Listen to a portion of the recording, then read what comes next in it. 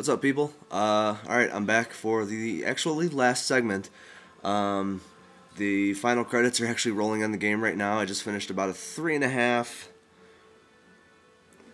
almost actually 4 hour session to finish the game and give you my final thoughts. I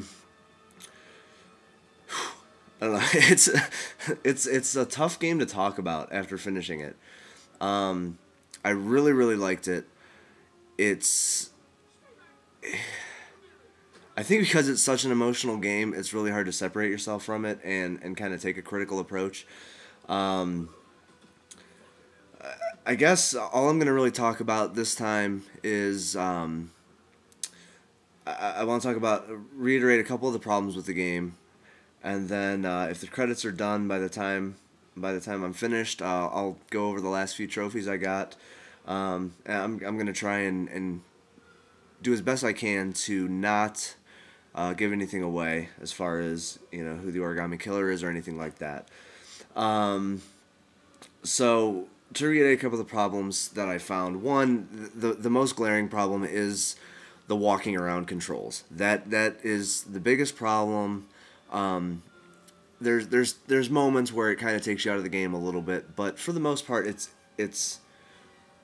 not that big a deal. The second problem I had is there's a couple of pretty big plot holes at the end.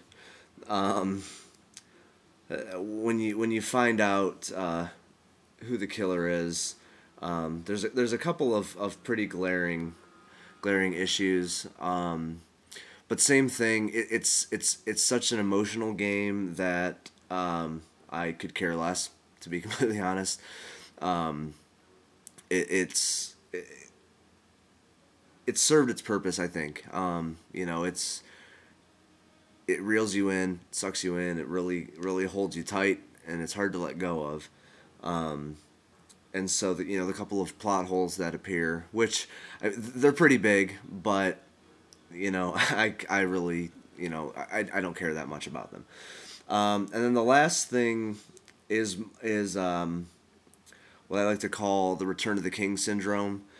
Had I been doing this about 5 minutes earlier, I think I'd be a lot more emotional.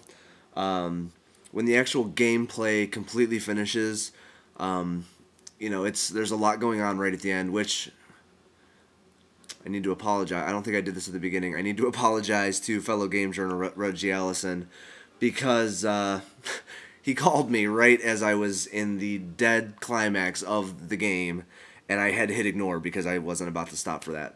So sorry, Reggie, if you're listening to this. But right at the end of the climax, there's a couple of scenes that you just get to watch.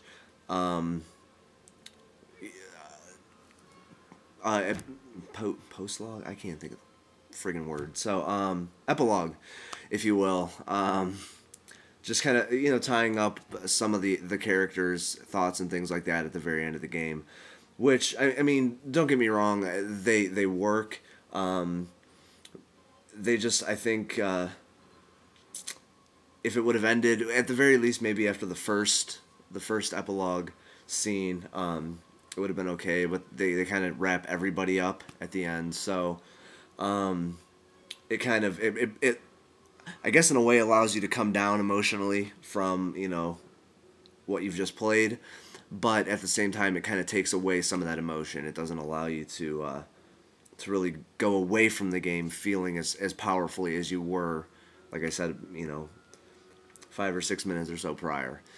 Well, it doesn't look like the credits are going to be done here, so maybe I'll do a little tag one right at the very end after they finish.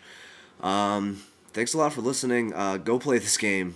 I don't know if I want this to be the future of gaming. I 100% enjoyed this game. It's amazing. Because of the emotional involvement. I don't think any other game can claim that it's emotionally involving as this game gets you in.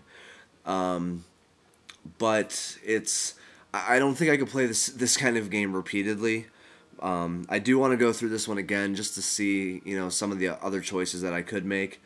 But a repeated game like this, you need your button mashers and hack and slashers and straight up action stuff just as much as you need something like this. I hope they do make more games like this because I will definitely play them. I just don't know if I want every single game to be like this. So on that note, I think that's all about all I have. And like I said, go play this game. After you do, please leave some comments. Let us know what you think. Thanks a lot, everybody. Bye.